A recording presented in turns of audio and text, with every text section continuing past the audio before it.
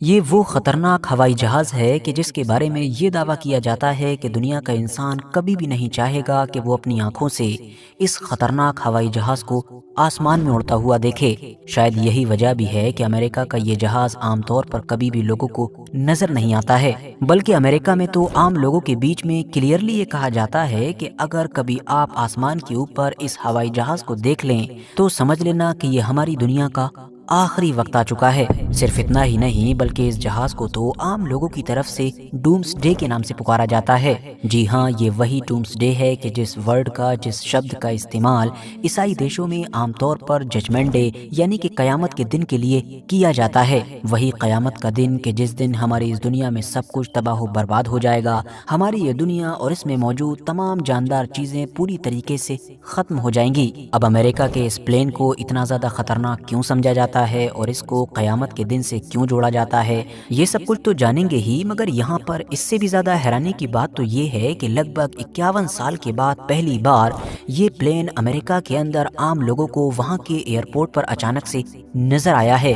جس کے بعد سے دنیا بھر کے میڈیا میں اس کو کور کیا جا رہا ہے اور میڈیا اور سوشل میڈیا کے اوپر ہنگامہ مچا ہوا ہے۔ تو اب ایک اور بھی سوال پیدا ہو گیا کہ اچانک سے اتنے سالوں کے بعد یہ پلین عام لوگوں کو نظر کیوں آیا ہے؟ تو چلیے سارے ہی سوالوں کے جواب ایک ایک کر کے جاننے کی کوشش کرتے ہیں۔ سب سے پہلے تو یہ بات جان لینا ضروری ہے کہ عام لوگ بھلے ہی اس کو ڈومس ڈے پلین کہتے ہوں، لیکن جو اس کا اصلی نام ہے وہ E4B نائٹ واچ ہے۔ اس کے اتہاس پر نظر ڈالی جائے تو وہ ہم کو 1960 اور 70 کے دور میں لے کر جاتا ہے کہ جب امریکہ نے اس پلین کو بنانے کا ارادہ کیا، وہ بھی اس مقصد کے ساتھ کہ یہ پلین اس دن کام آئے گا کہ جو دن امریکہ کے اتہاس کا سب سے خطرناک اور بھیانک دن ہو سکتا ہے۔ دراصل بات یہ تھی کہ یہ وہ دور تھا کہ جب دنیا میں امریکہ ہی اکیلا سپر پاور نہیں تھا، بلکہ ایک اور شکتی مطلب USSR بھی ہوا کرتا تھا، اور ان دونوں کے بیچ اپنے آپ کو زیادہ طاقتور ثابت کرنے کے لیے دنیا کے الگ الگ علاقوں میں ٹکراؤ کی استھتی بنی رہتی تھی۔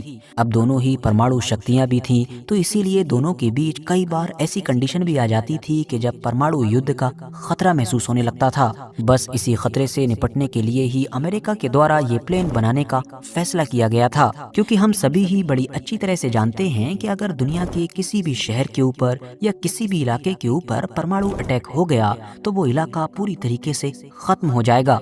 وہاں کے انسان یا وہاں کی باقی چیزیں کچھ بھی کرنے کے لائق بچیں گی ہی نہیں۔ تو امریکہ نے سوچا کہ اگر فیوچر میں کبھی بھی اس کا کوئی طاقتور دشمن اس کے اوپر پرماणو اٹیک کرتا ہے تو اس کے کسی شہر میں یا خاص طور سے راجدھانی میں ایسی کنڈیشن پیدا ہو جاتی ہے، تب بھی اس پلین کے ذریعے سے نہ صرف امریکہ کی حکومت چلتی رہے گی بلکہ اس کا پریزیڈنٹ، اس کے باقی منسٹرز یا باقی جو جنرلز وغیرہ ہیں وہ سب محفوظ رہیں گے اور پلین کے اندر رہتے ہوئے ہی دشمن سے جنگ کرنا بھی جاری رکھیں گے۔ جی ہاں، یہ جو پلین ہے اس کو امریکہ کے ان چند لوگوں کو نیوکلیئر اٹیک سے بچائے رکھنے کے لیے بنایا گیا ہے کہ جو چند لوگ پورے امریکہ کو چلاتے ہیں۔ اس پلین کی خاص بات یہ ہے کہ اگر ایک بار یہ زمین سے اڑ جاتا ہے تو پھر لمبے وقت کے لیے آسمان میں لگاتار اڑتا رہتا ہے، مطلب باقی جو نارمل پلین ہوتے ہیں ان کی طرح ریفیولنگ کے لیے اس کو زمین پر آنے کی ضرورت ہی نہیں ہوتی ہے، کیونکہ ہوا میں ہی اس کی لگاتار ریفیولنگ ہوتی رہتی ہے، جس کا مطلب یہ ہوا کہ اگر کبھی سچ میں امریکہ کے کسی راشٹرپتی کو اس میں سوار ہونے کی ضرورت پڑ گئی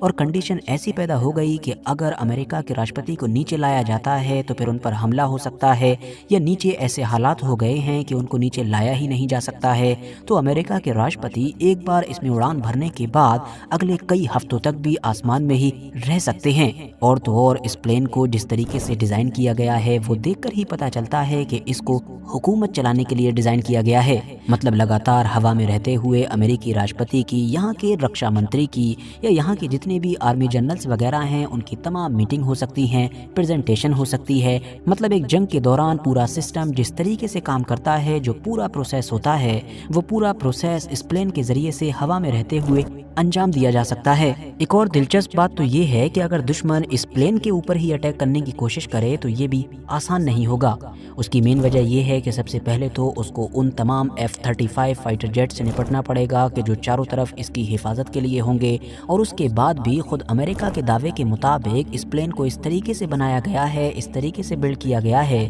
کہ اس پر اٹیک کرنا आसान नहीं है। इवन इसके इंटरनेट सिस्टम को भी ख़त्म नहीं किया जा सकता है। यहाँ पर इंटरनेट लगातार सैटेलाइट के ज़रिए से मिलता रहेगा। यहाँ पर ये बात भी जान लेना ज़रूरी है कि इस तरह का सिर्फ एक ही प्लेन नहीं है, बल्कि अमेरिका के पास 4 प्लेन्स हैं। उसकी मेन वजह यही है कि इस तरह के जो एडवांस प्लेन होते हैं, हमेशा उनकी मेंटेनेंस की ज़रूरत भी पड़ती रहती है। तो अगर एक प्लेन पर काम चल रहा है तो दूसरा प्लेन हमेशा एक्टिव रहना चाहिए, क्योंकि जिस तरह के हालात के लिए इसको बनाया गया है, उस तरह के हालात कब पैदा हो जाएं ये किसी को नहीं पता। तो अब हम ये भी कह सकते हैं कि पिछले 50-60 साल से, मतलब जब से ही ये प्लेन बना है, जब से कोई ये गायब नहीं है बल्कि हमेशा एक्टिव रहता है। लेकिन हाँ, मीडिया की नज़रों से इसको छिपा कर रखा जाता है। लेकिन जैसा कि हमने बिल्कुल शुरू में जाना कि अभी कुछ दिन पहले ही अचानक से एकदम से ये अमेरिका के लॉस एंजलिस एयरपोर्ट पर नजर आया। उसके बाद से लगातार पूरी दुनिया में इससे रिलेटेड खबरें छपनी शुरू हो गई और सोशल मीडिया पर काफी हंगामा मचने लगा।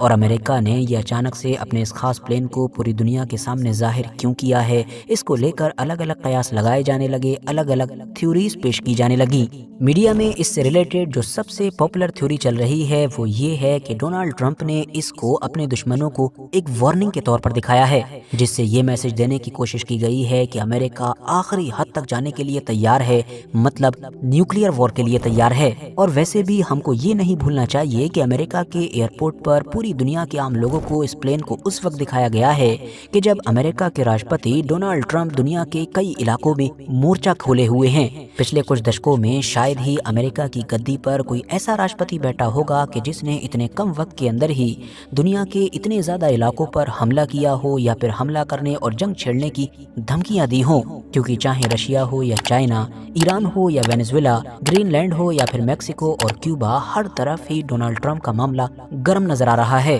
किसी पर टैरिफ लगा रहे हैं तो किसी को लगाने की धमकियां दे रहे हैं, किसी के ऊपर हमला कर रहे हैं तो किसी को हमला करने की धमकियां दे रहे हैं। शायद यही तो वजह है कि इस माहौल में अचानक से इस तरह से इस प्लेन का सामने आ जाना एक बड़े मैसेज के तौर पर देखा जा रहा है। बाकी इस पूरे मुद्दे पर आप लोगों की अपनी पर्सनल राय क्या है, कमेंट्स बॉक्स में ज़रूर बताएं। आज की इस वीडियो को हम यहीं पर ख़त्म करते हैं। वीडियो अगर जानकारी से भरपूर लगी हो तो लाइक कर सकते हैं, दोस्तों के साथ शेयर कर सकते हैं। और हाँ, ऐसे ही नॉलेजेबल और हिस्टोरिकल वीडियोस हमेशा देखने के लिए हमारे इस चैनल को सब्सक्राइब करने के साथ साथ बेल आइकन को ज़रूर प्रेस करें।